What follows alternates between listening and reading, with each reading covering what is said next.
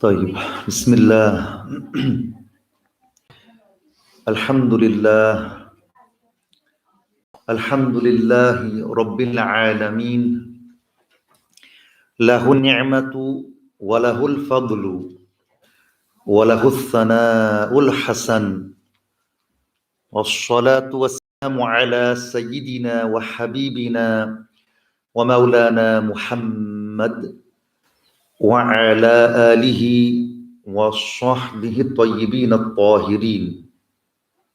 I ask Allah the Exalted to grant us all the sincerest of intentions, the ability to understand and to do good, and the reward in the hereafter. Thereafter, in the previous lesson, we talked about the month of Dhul Hijjah and how it is known that the Islamic month has commenced, has started by looking for the new moon. Just as the Prophet ﷺ mentioned about the start of Ramadan and its end before the month of Shawwal commences, when he said, لا تصوموا حتى تروا الهلال ولا تفطروا حتى تروه فإن غم عليكم فأكملوا العدة 30. He said, don't start your fasting until you see the hilal, the new moon, and don't stop it until you see the new moon. If you don't see it because it is cloudy, فَإِنْ غُمَّ عَلَيْكُمْ, then in that situation, complete 30 days. That is of Sha'ban in this case. And this rule applies to all of the Islamic months. So the new moon, it appears, as you can see on that slide, like this with your right hand. That's what the new moon, the hilal, appears like. Then it becomes a full moon in the middle of the month. Then it gets less and less until it appears like this with your left hand. That's the old moon. Then it starts again looking at it with your right hand. So we talked a bit about this last time round, and that we don't rely upon calculations. The Prophet ﷺ, he said, Inna ummatun ummiyah la naktubu wa la nahsub ashahru hakadha wa hakadha يعني مرة 29 ومرة 30. That Al-Bukhari and Muslim narrated that the Prophet ﷺ said that for my ummah, we don't rely upon writing and calculations. For what? For the issues of the moon, for the issues of determining the start or the end of the month. Rather, this is something that is done by looking at the new moon.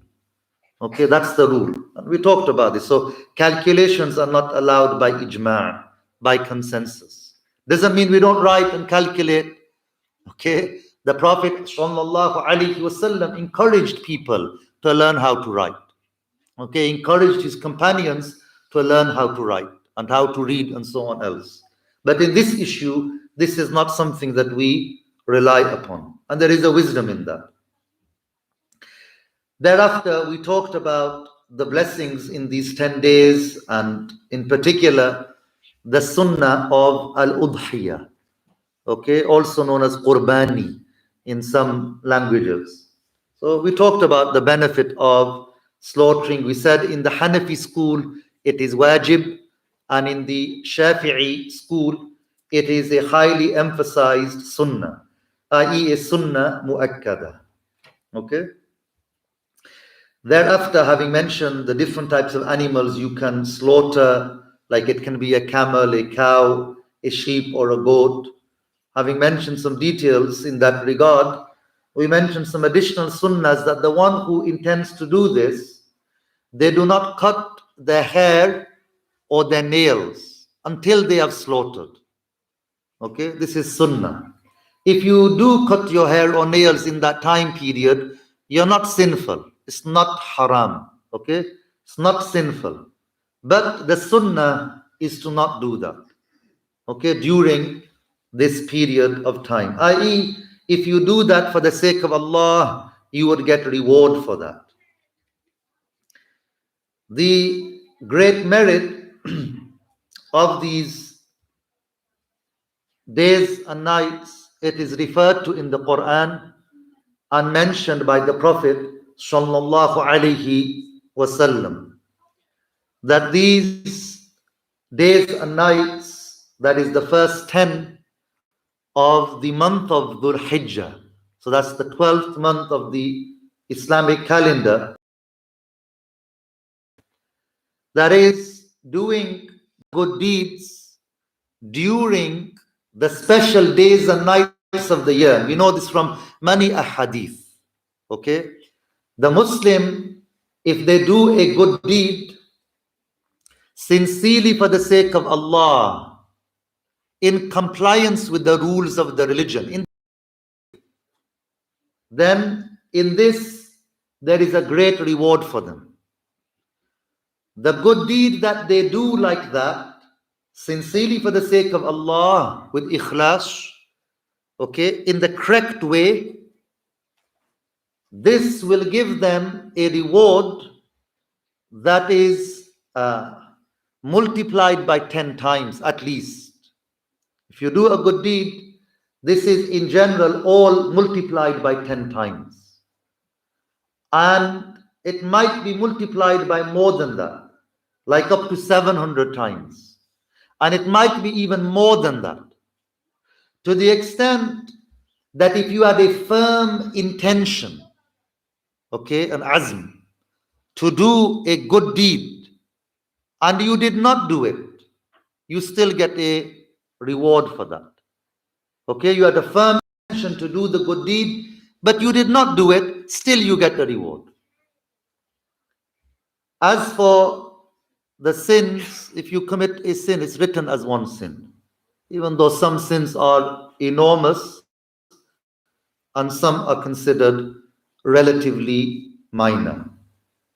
Anyway, the reward is multiplied throughout the year in general, multiplied by 10 times, and it might be more than that. Special days and nights of the year, the reward is multiplied even more. The blessings are even greater. The mercies are even greater. The opportunity to get forgiveness is even greater. And these opportunities are limited.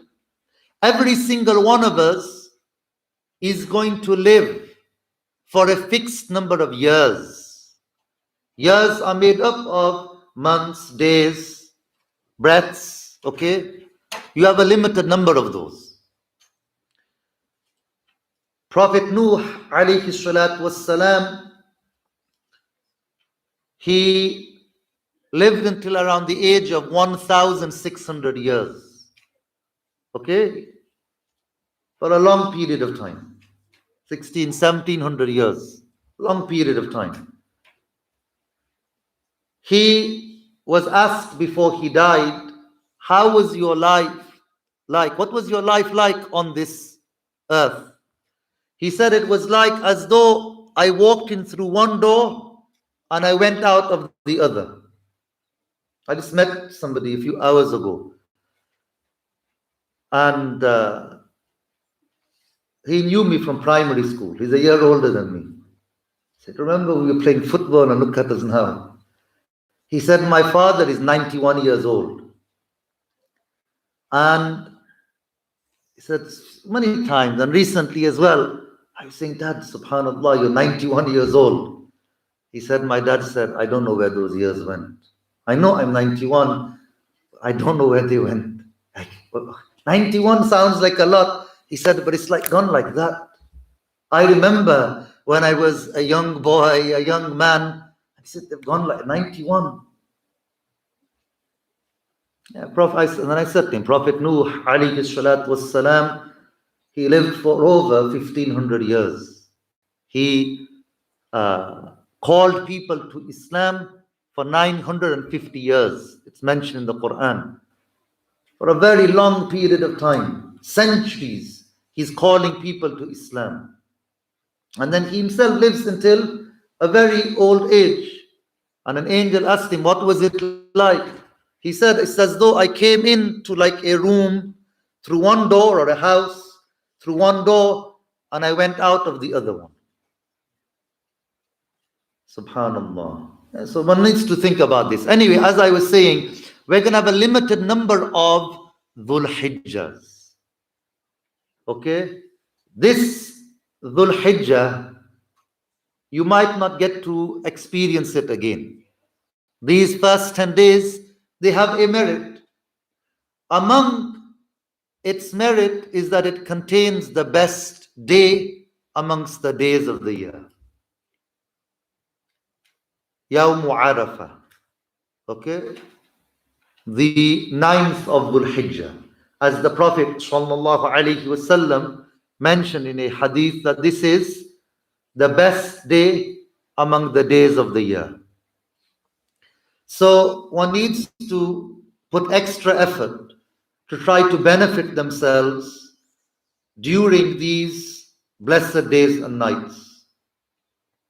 Now, among the things that are mentioned to be done during the some of the days of Dhul Hijjah are to recite certain takbirat. Takbir means to refer to saying the statement Allahu Akbar. Okay, Allahu Akbar means Allah is the greatest.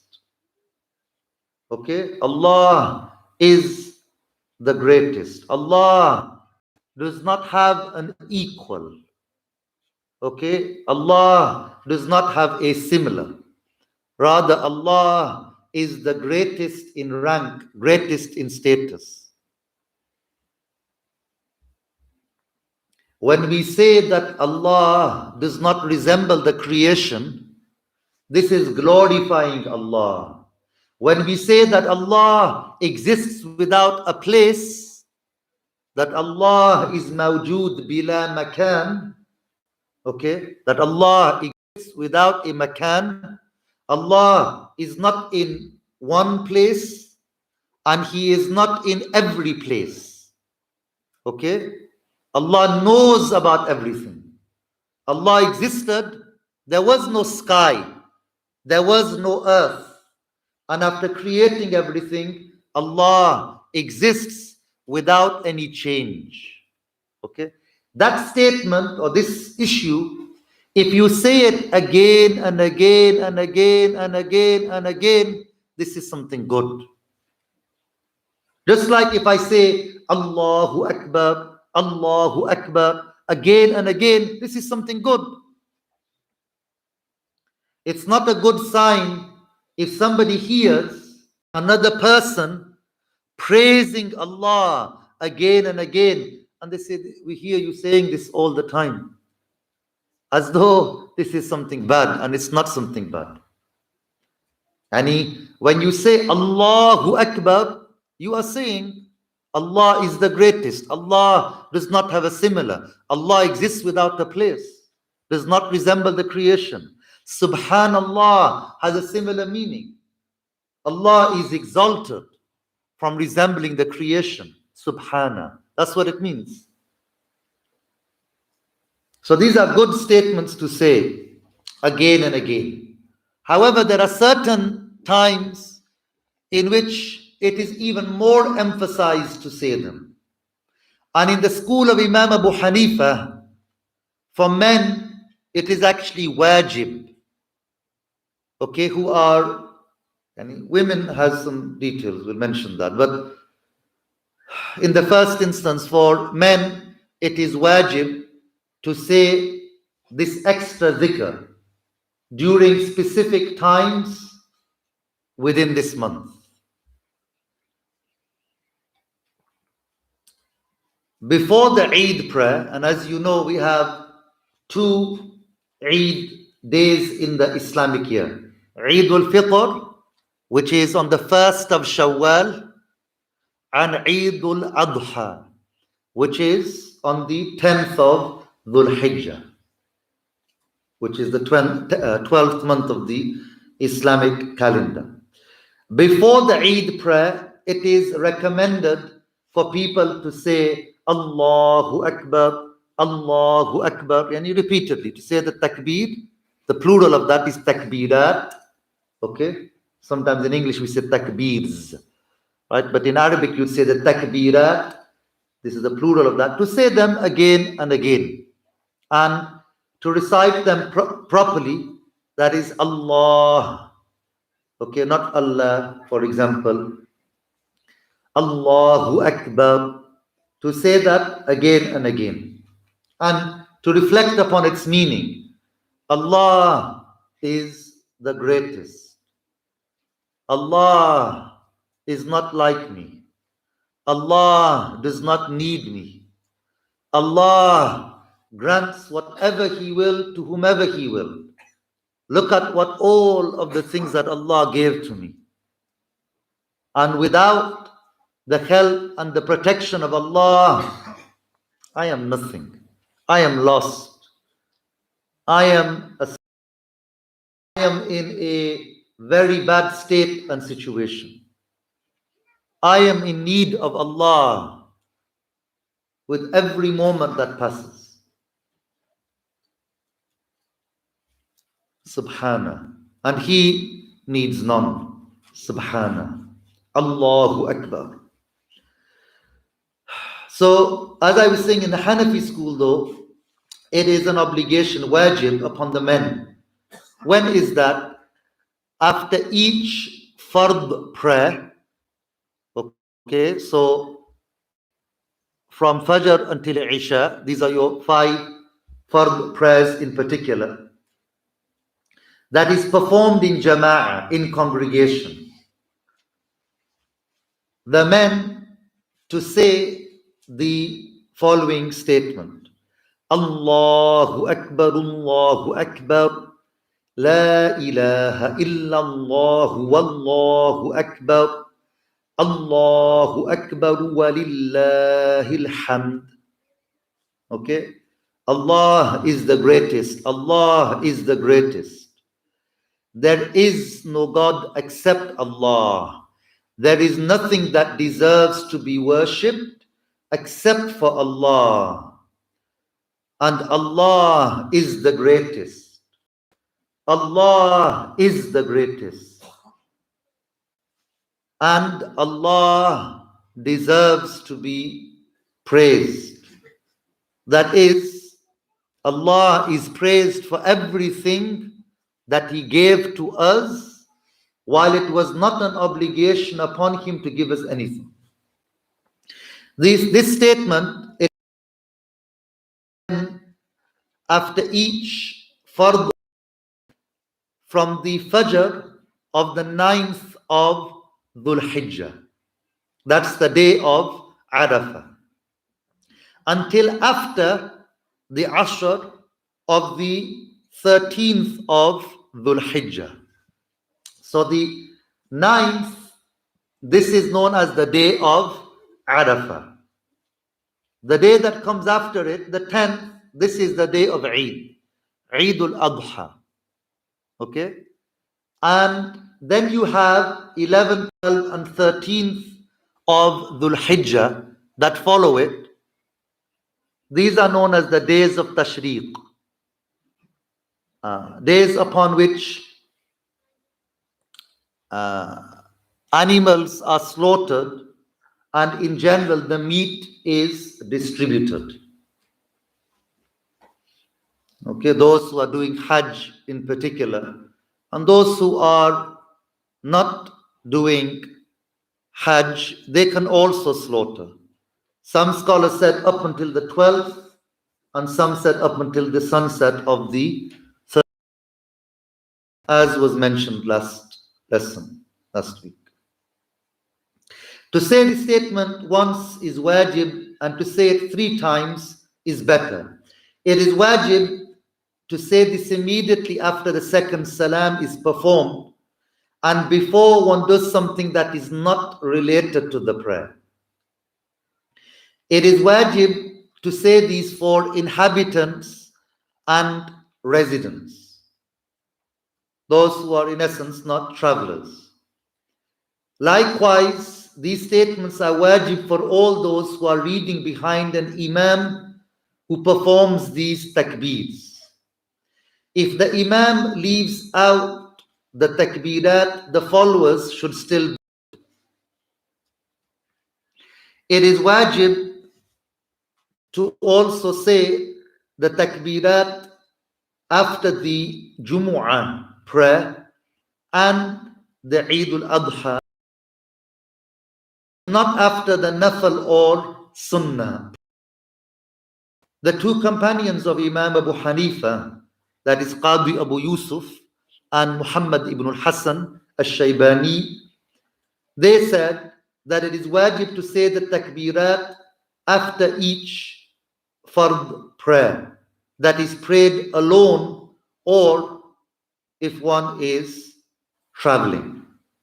So Abu Hanifa, he said this is after the wajib prayers. And his two students said even if you're praying alone, in fact even if you are a traveler. Okay, so this is something good to observe. Now in general, when women, when they make dhikr, they should not do it in a loud voice. In particular, that is if there are other men that are present there. In general, she says it in a soft, gentle whisper. But the wajib here, it is upon the men. Okay, it's upon the men. Thereafter, we already said that the day of Arafah, the 9th of Dhul Hijjah, this is the best day of the year. And it is sunnah for those who are not performing Hajj to fast on this day.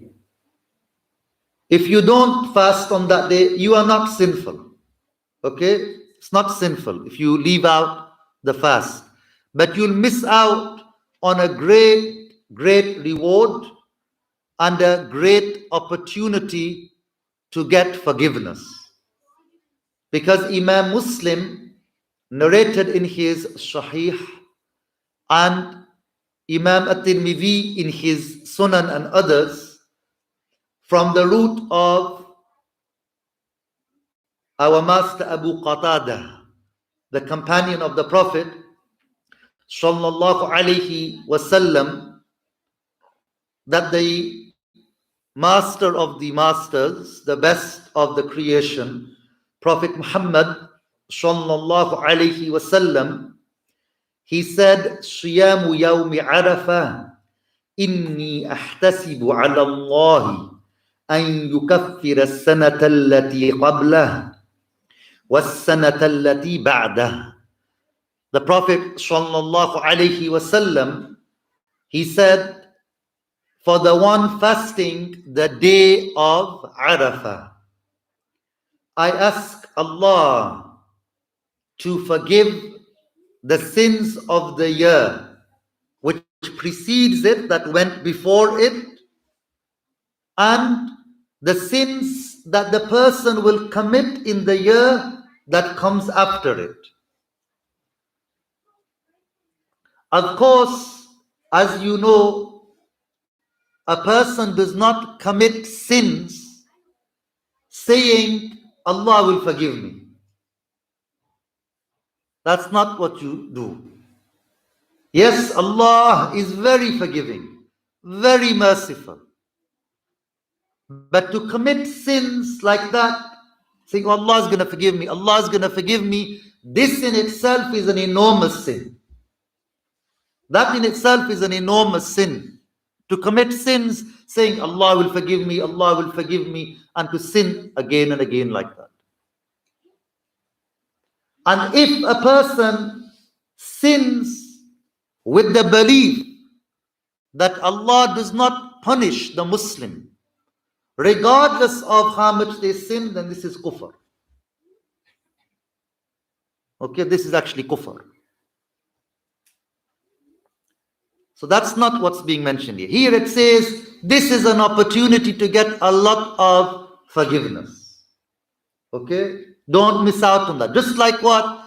If you go to do Hajj, Imam Ahmad narrated in his Musnad that the Prophet sallallahu alaihi wasallam, he mentioned that the one who does the Hajj in the proper way, without committing any sins during it, they will be like the day upon which their mother gave birth to them. They'll go back to being like the day upon which their mother gave birth to them. It means Allah would forgive them all of their sins. Okay? At the same time, look, we don't know what our ending is going to be. The Prophet ﷺ said, some people would be on a path that leads to paradise. Just before they die, they end up committing kufr and being amongst the people of hellfire. And some people the other way around. They're on the wrong path all their life upon kufr. Just before they die, they embrace Islam. As happened with that Jewish boy. He helped the Prophet ﷺ once with something. Then he became ill. So the Prophet ﷺ went to visit him. When he got there, he saw he was very ill. The Prophet ﷺ invited him to Islam. So he looked up at his father who was there. This is also strange. His father said, Abe Abul Qasim. Abe, do what Abul Qasim is telling you to do. So he said, Ashhadu an la ilaha illallah wa ashhadu anna Muhammadan Rasulullah sallallahu alayhi wasallam. He embraced Islam. A short while after that, he died. His father didn't embrace Islam. Isn't that like strange? Allah guides whomever He eternally will. And there were other people like that. There were other people like that in the past. So, as I was saying, the issue here is not commit as many sins as you like, doesn't matter. No, this means that there are opportunities for you to benefit yourself. Don't deprive yourself. But ultimately, we do not know on what state we will die. Allah knows best. This is a reminder, don't be arrogant. Don't be arrogant. Don't look too highly to yourself and down at others. The consequences of that can be very bad. So, in explaining this hadith, the scholars then, they said different things. Imam al-Nawawi, he said, this refers to forgiveness of small sins, and it could include the major sins as well, the kaba'ir. As for other scholars such as Al-Mullah Ali Al-Qari, he said that Imam Al-Haramain Al-Juwayni said that which is forgiven are the small sins. And this is the saying that Al-Qadi Iyad Al-Maliki also gave weight to. And he said it's the strongest saying.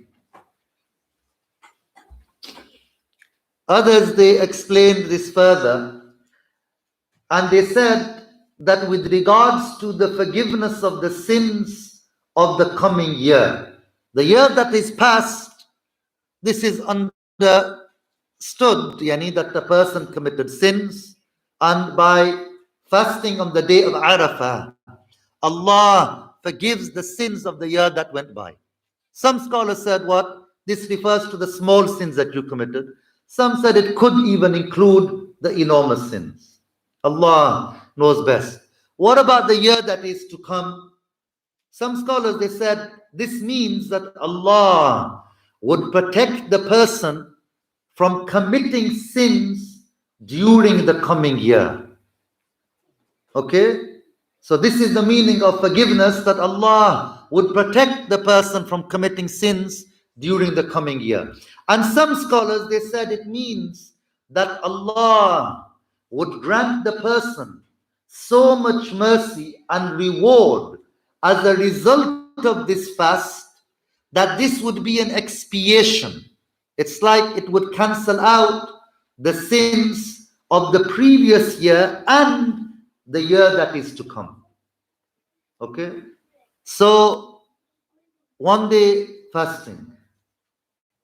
Many people manage an entire month of Ramadan, day of Arafah, one day, with all of this extra, if you like, merit and mercy and blessings and benefits that are available to us. And in this, there is also another important reminder. These days, we should commemorate them. These are part of our religion, our Islamic identity, our Islamic culture. You will find, unfortunately, there were probably more people among the Muslim, if you like, community excited and talking about the England game. England's going to be playing in the Euro, whatever it is, finals. Excited about that. Or it might be some other sports event. Such and such boxer is going to be fighting such and such tonight. And we're all planning and excited and staying up till 2 or 3 in the morning. Or Pakistan is playing, I don't know, England or India or whatever in such and such cricket match, and so on. There's like a buzz. And maybe the coming of Arafah, it's like what? This day, that is the best day of the year. You fast during it, in addition to the huge reward, Allah forgives the sins of the year that went before and the year that is to come. This is not a small matter. Allah. Imam Ahmad thereafter narrated in his Musnad that the most common dhikr that the Prophet sallallahu alaihi wasallam recited on the day of Arafah was La ilaha illallah wahdahu la sharika lah lahul mulku wa lahul hamd biyadihi al-khayr wa huwa ala kulli shay'in qadir. That there is no God except for Allah, who is one without partners.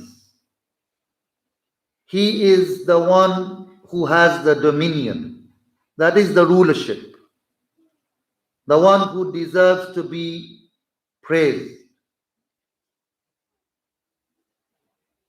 بِيَدِهِ الْخَيْرِ.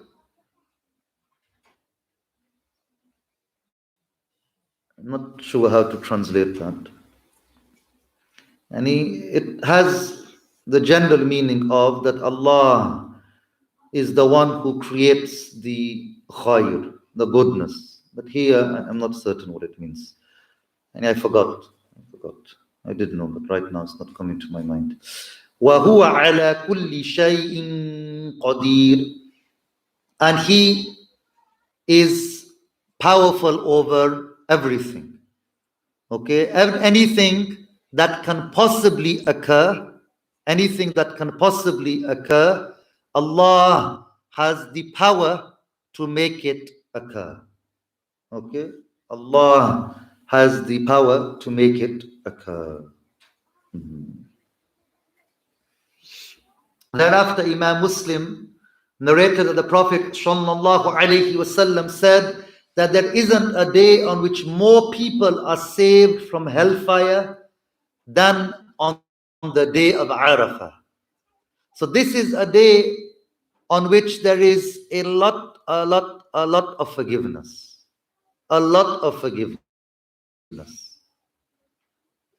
Some people, because of the lack of preparing for it, they might not be able to take the advantage from it that you would have taken from it had you prepared for it. For example, if you booked a day of work so that you are not, for example, tired with working, you are fasting, you are making certain azkar and istighfar, asking Allah to forgive you and doing other good deeds during that day. This would be something good for a person to do. And Imam At-Tirmidhi narrated in his Sunan that the Prophet sallallahu alaihi wasallam, he said, "Khayru du'a'i du'a'u yawmi Arafah." The best of du'as is the du'a made on the day of Arafah. Okay, Arafah, I mentioned in the past, it can also be referred to as Arafat. Okay, you can say Arafah and you can say Arafat. This is a place on the outskirts of Mecca. Okay, not far, and almost immediately outside of Mecca. Maybe if you drive from the Kaaba and the road was clear, maybe it's like a 10-minute drive, 15-minute drive, but with a lot of traffic, it usually ends up taking a lot more than that during these particular days, the days of Hajj in particular, that is. Now, those who are performing Hajj, they gather within Arafah, okay? And they have to be there, as you know, during a very specific period of time. That is the Dhuhr of the 9th of Dhul Hijjah, at least one moment during the day up until the Fajr. That's the time within which they need to get there. Okay, and it is wajib to spend a bit of the day and the night, so that is to be in Arafah until the sun sets, until Al-Maghrib. So people would be there, they are making azkar, they are praying, okay, asking Allah for forgiveness and so on else. But we, those who are not there, we are not deprived of the opportunity to get a lot of reward. There are some azkar that you could be making. We said for men, it is wajib to say certain takbirat in the Hanafi school. So you've got that issue. In addition to which, fasting on the 9th of Dhul Hijjah, you've got that issue. And making dua and supplications, asking Allah to forgive you. And in this regard, I touched upon it in one of the previous lessons, and I found it helpful to think about this. Imagine you are making dua to Allah and you're in your grave. People have buried you and walked away from you. And you are there now in that state. In that state, you can imagine, and even the kafir, what would be their scenario. The dua is not, their dua is not accepted in the grave. They've died now. That is that of the kafir. Whilst they're alive, as we explained also in the past, the dua of a kafir might be answered. It's not a valid act of worship from them, but Allah might grant them what they are asking for. But in the grave, their dua would not be answered. So if they beg for forgiveness and mercy, it's not given to them. Now imagine you as a Muslim, you're in your grave and you committed certain sins. You had shortcomings. And you now were in that situation. How would you supplicate? If you were given the opportunity in your grave to supplicate, how would you supplicate? The mindset, the concentration the intention would be very different. And you would humble yourself, lower yourself, look down at yourself, because they've left me in this grave. My friends have gone. My family has gone. My children, their footsteps, I heard their footsteps walking away from me. The wealth is gone. My wealth became somebody else's. My house became somebody else's. My bank cards and bank balances and so on, they're no longer anything to do with me. When I died, people stopped calling me by my name. They said, where is the body? Isn't it? That's the norm. Ever go to a burial when people are getting ready to wash the body, they don't say, for example, if I was dead, where is Fayaz? Where is such and such? They don't say the name usually. Where is the body? Is the body here yet? We're washing the body at this time. That's what you become known as. Then you're buried with your kafan. It has no pockets. And there you are, in that situation. You might have been a king or a queen. And you might have been somebody very poor. Whatever your situation. Then you enter into your grave. And they've gone. Left you like that. Imagine now you make dua. How are you going to supplicate? With what sort of state? In your grave, you know these are not the opportunities. Here it is now. I've got it right now. That thing which I'm going to wish for in my grave, that thing that I would be willing to give away all of my wealth to get it, I have it right now. I have it. I can make dua alone as a group in my heart in a loud voice, and I can make it on the day of Arafah. Okay? May Allah facilitate for us to benefit from our breaths in the proper way, in particular during these blessed days. It shouldn't be that the day of Arafah is just like any other day for us. Don't get too distracted. Eid is the next day and thinking so much around some things to do with that in a way that you don't benefit how you could have benefited. Not saying don't prepare for Eid. Prepare for it. It's good. Celebrate it. This is good in our religion to do so. But also bear in mind this issue.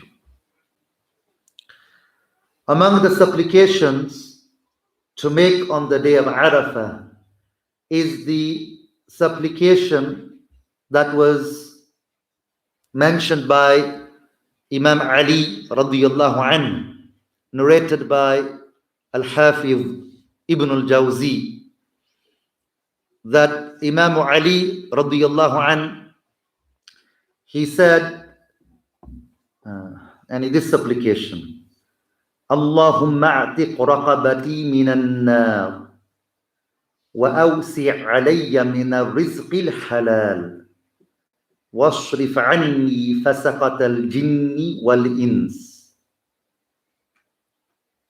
O Allah, save me from the fire of hell and expand my halal sustenance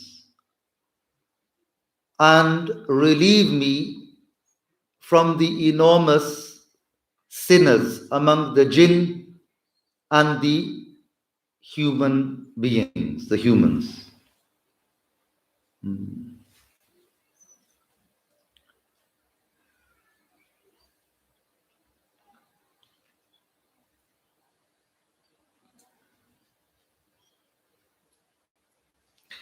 Allah.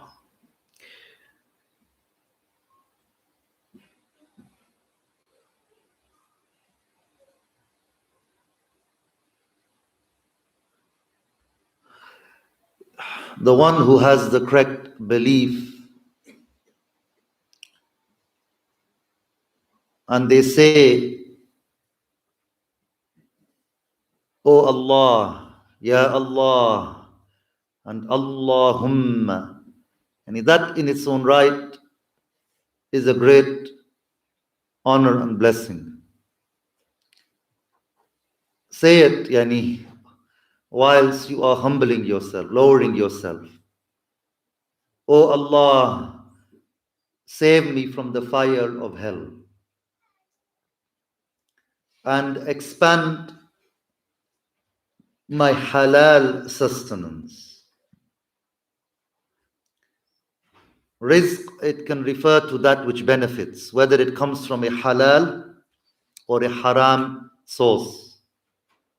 But what we should be seeking is the halal rizq, even if it is less. Even if it is less, then this is what the rizq that is halal rather than the rizq that is haram for us to seek. And to ask Allah to save us from the fasiqs, those who commit enormous sins among the jinn and the human beings.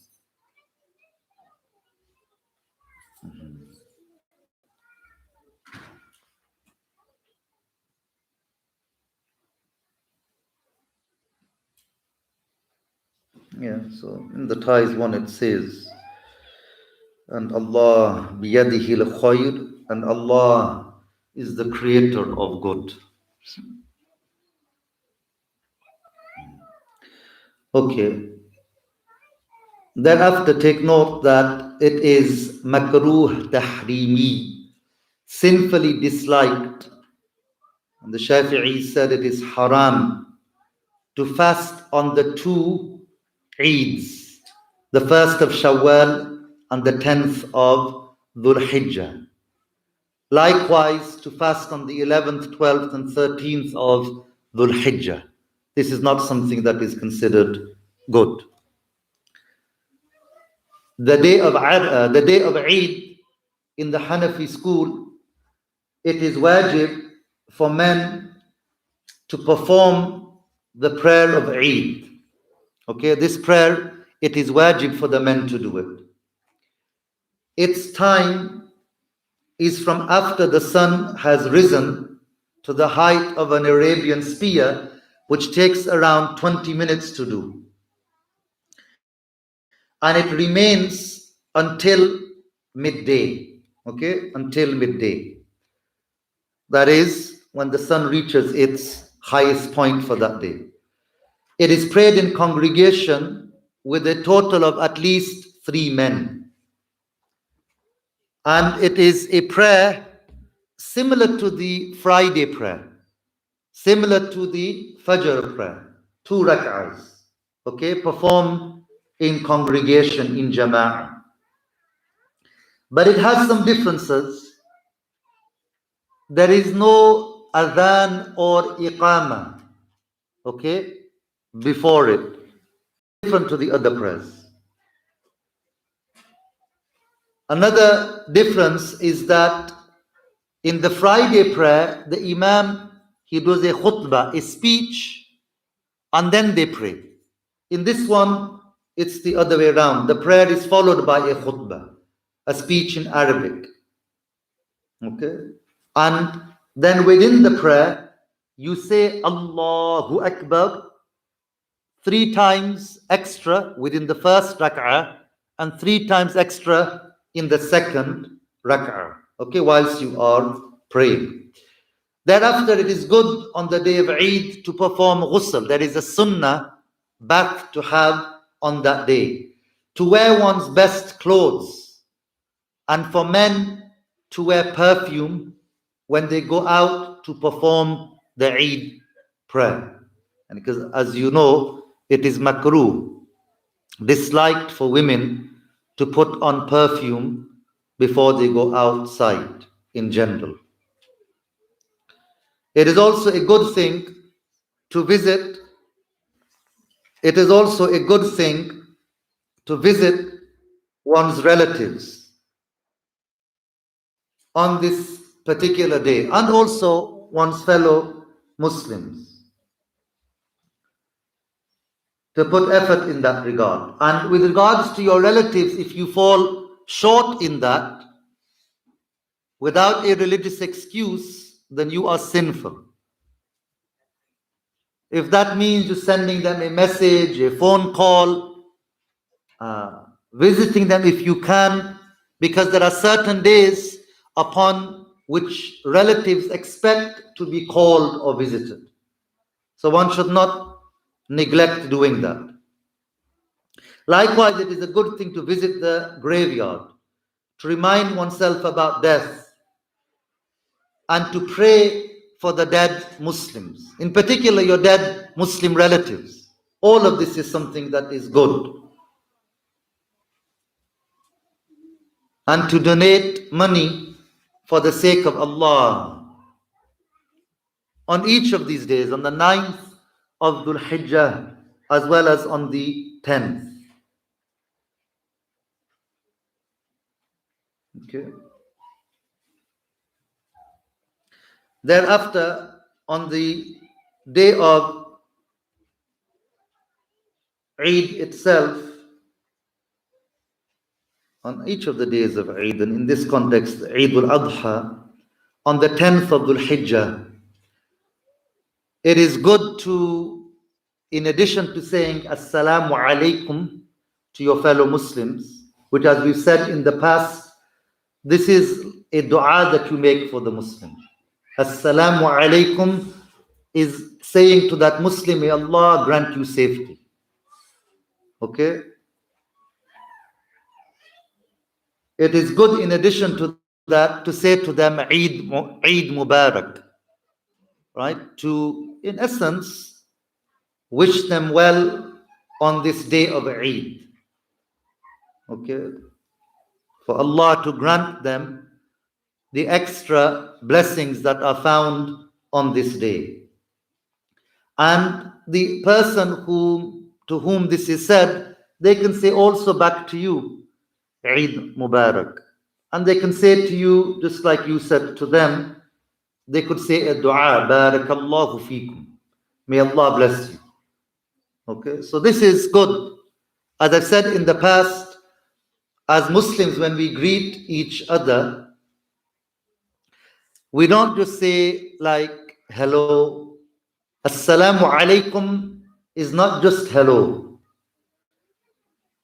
That person who is a stranger to you, our religion connects us. And I make a supplication for them. And they return the goodness that I did with them, for example. And I say, wa alaikum assalam. And I might add to it, wa rahmatullahi wa barakatuh. I might say to them that, may Allah have mercy upon you, okay, grant you safety, have mercy upon you, and grant you barakah, bless you, grant you goodness. That's what barakah is, goodness. You're asking for goodness for this person. Similarly, on this day of Eid. And Allah, the Exalted, knows best. Is there any questions up to there about what's been said? Yes. If a person, for an excuse, they miss days of the previous Ramadan, can they cross the Sunnah of Arafah if they haven't even just the previous Ramadan? Yeah, they can do it, because you're talking about missed without a religious excuse. If a person misses a fast, if a person misses a fast of Ramadan and they had a religious excuse to miss it, then in that situation they are not sinful. Like what? Like a woman who's on her menses. She missed it because she was menstruating. She has until next year to make it up, that fast that she missed, because she missed it with a religious excuse. If there was to miss that fast of Ramadan, then they are sinful. Then not on the day of Eid, okay, that is the 1st of Shawwal, immediately after that, they make up the fast that they missed in the month of Ramadan, that is without a religious excuse. This is one issue. Generally speaking, if you missed it with a religious excuse, make it up as soon as you can, but you have all the way up until the next Ramadan, ultimately. So you can fast on the 9th of Dhul Hijjah, the day of Arafah.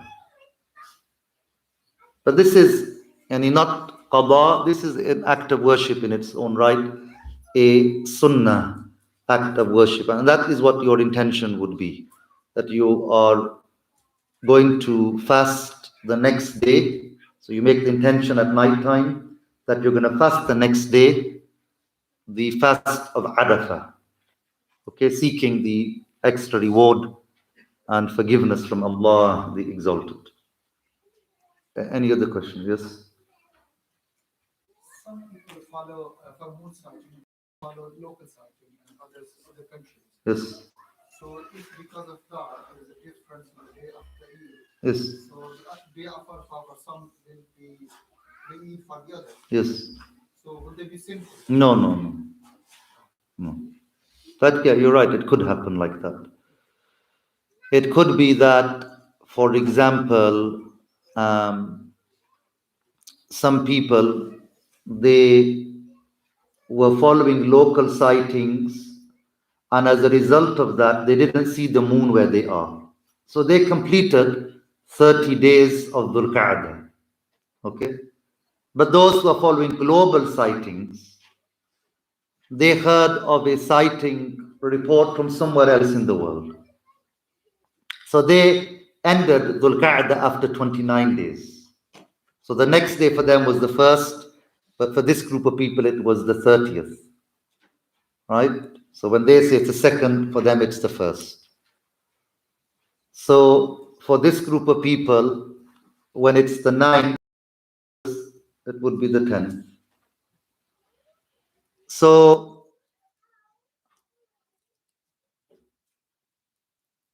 and yeah, that might actually end up happening. And some people, for example, will be celebrating Eid on Tuesday because they say that is the 10th of Dhul Hijjah. Another group of people will be saying, no, that's the 9th, so they'll be fasting. They are not according to the rules, then for them, fasting actually on the day of Eid, they are fasting on the day of Arafah. So this can happen. However, the issue here is that those who say they are following local sighting, are they actually following local sightings? Or is it just a game that they play every year? What are the signs that people are playing a game? If you ask them, did you sight it at other times of the year, the moon? And you will find they are not. Not just that, these same people who say we are following local sighting, 5 days before, they're putting on their Facebook page, Eid is on Wednesday. Right? The new moon, you might be, for example, on the 25th of Dhul Qa'dah. There's like 2 weeks away yet. And they're putting on their Facebook pages, we follow local sighting, and they're saying Eid will be on Wednesday. What do you mean you follow local sighting?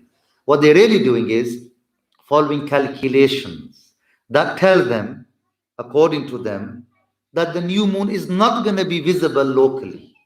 That's what they mean by local sighting. So here, those who say they are following local sighting are not following local sighting. They are following calculations. And following calculations is haram by consensus, by ijma', as was mentioned by Al-Mullah Ali Al-Qari, amongst others. Because the Prophet sallallahu alaihi wasallam explicitly said that you cannot rely upon calculations. Inna ummatun ummiyya la naktubu wa la nahsub ashahru hakadha wa hakadha. يعني مرة 29 ومرة 30. Narrated by Bukhari and Muslim. Okay? So, one needs to say, look, this group of people, are they reliable to be followed or not? If they are, you can follow them. Yani, for example, I'll give you further.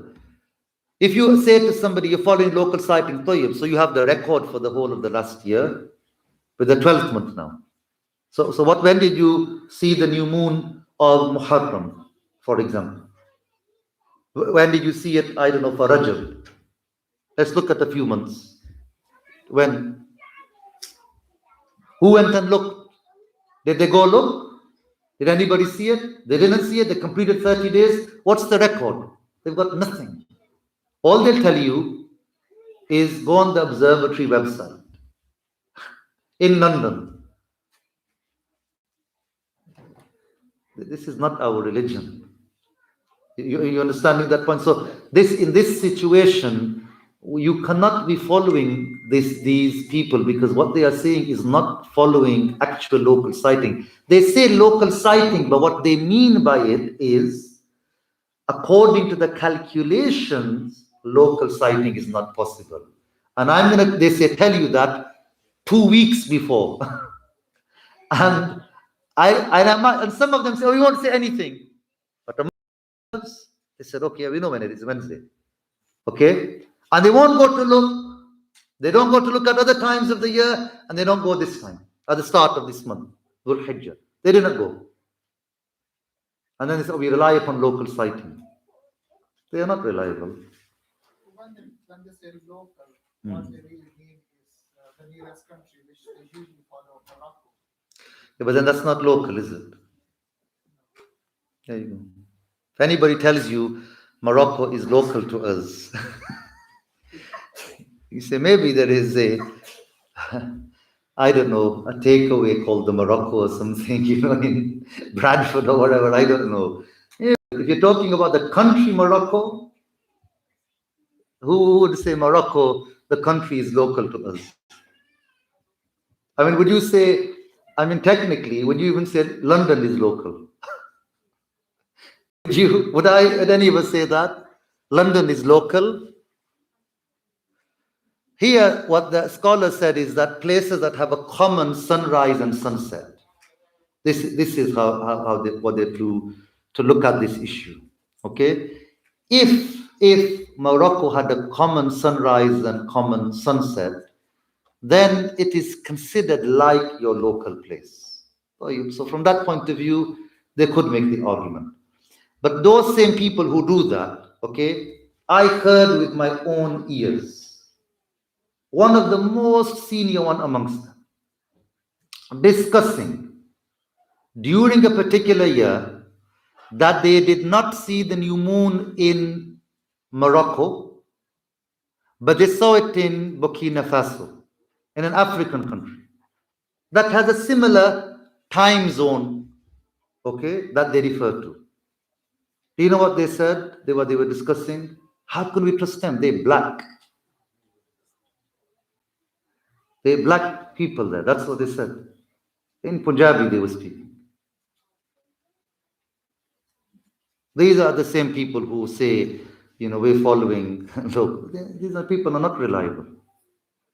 They are not reliable. Religiously, they are not reliable. And they will face the consequence on the day of judgment. However, if genuinely they were looking at local sightings, as they put it, for themselves, and the places are in the same common sunrise and sunset, and they received reports and they followed that, no problem. But they don't do that. They don't do that. They follow calculations. That's how it is. They follow calculations. And this is just a game that they play. So they're not to be relied upon. They're not to be relied upon. And think about, like, why Morocco only? If they said Morocco and the surrounding countries, some of them, you know what they do? They say Morocco, and then we miss out everything, and South Africa. Morocco, because maybe they've got some friends there. South Africa, because they've also got some friends there. And that's it. What about all these other countries in between? They don't take from them. Many of them, that is, not all, many of them.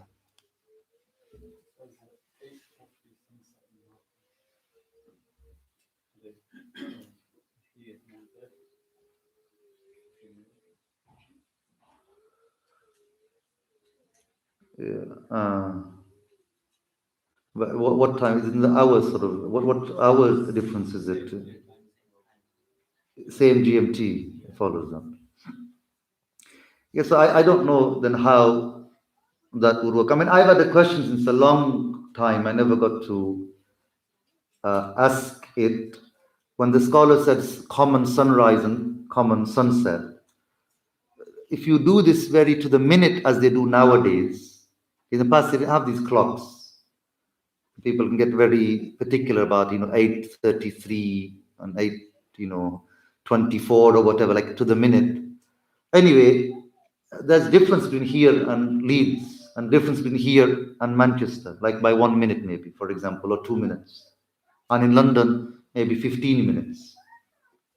So I'm not sure exactly what they mean religiously, common sunrise and sunset, when the scholars talked about this issue. Like, is there a range there? How did they define it in the past at the time of the Prophet sallallahu alaihi wasallam? But in either case, if it is like that 8:40 and 9:30, that's like what, 50-minute difference? That seems like a little to me. Not just that, I'll tell you another thing. These people who say that, they say they follow the Hanafi school, isn't it? And in the Hanafi school, their teachers, through whom they said they took the Hanafi school, say the Mu'tamad. Okay? Even in Punjabi and Urdu, the reliable saying here is, you take the sighting from anywhere in the world. Those in the east take from those in the west.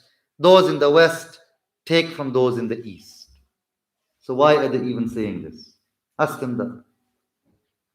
Why are they saying that? In some issues, when it comes to the Hanafi school and following their own teachers, they're like very strict, isn't it? You know that, very strict. Like you go a bit outside of that and you are wrong and misguided, regardless of how many other scholars said that other thing. But in this issue, why are they not following that saying? Why? I don't know the answer to it. Why? Sometimes, when some of the leaders amongst them, when I put it to them, just go like that. They can't answer. And what would they answer?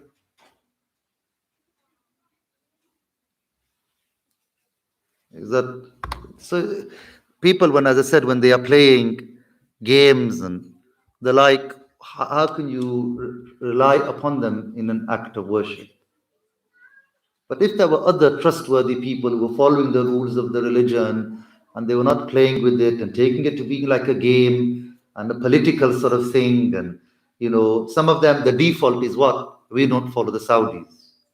I'm not saying follow the Saudis. Okay? But don't, as a result of your stance in that regard, regardless of when the moon was seen, it's like the default for them is whenever the Saudis are doing it, we're the day after. It's like it has to be almost like that. Except when it might be said the game of Morocco doesn't work. Okay?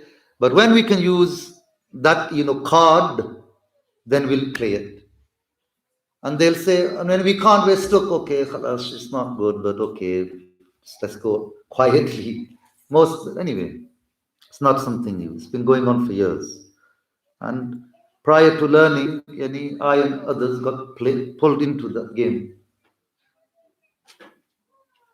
Then afterwards, I realized, oh, come on, just to keep these people happy, I stopped following the rules in the religion. Like on the Day of Judgment, if I follow this so-called local sighting, what's going to be my basis? They are Hanafis, but they're not following the Hanafi thing. They say they follow Sheikh such and such. He's the one who gave them the Hanafi school. They're not following him. When they say local, they're saying Morocco, and they're not taking the other countries. Why? Obviously, question mark, question mark, question mark. So if I still follow them, what am I going to say on the Day of Judgment? Now, yes, when you got dealing with family and community, Sometimes you have to use wisdom to deal with things in the right way so that people don't get, it might be said, upset and don't say something wrong. Okay? So you might not announce it openly that I am fasting on this day or I'm doing Eid on this day. When people are ready, then you explain to them. Some people aren't ready for it yet. Some people just get very emotional. SubhanAllah. They think you're a Wahhabi, for example, if you are following the saying of Abu Hanifa taught by their Sheikh, for example. But that's the strangeness of the era in which we are living in. They'll call you a Wahhabi. Allah knows best. Barakallahu fikum. La ilaha illallah. Allahumma ala alihi wa sahbihi. Allahumma ala sayyidina wa ala alihi wa sahbihi. Barakallahu.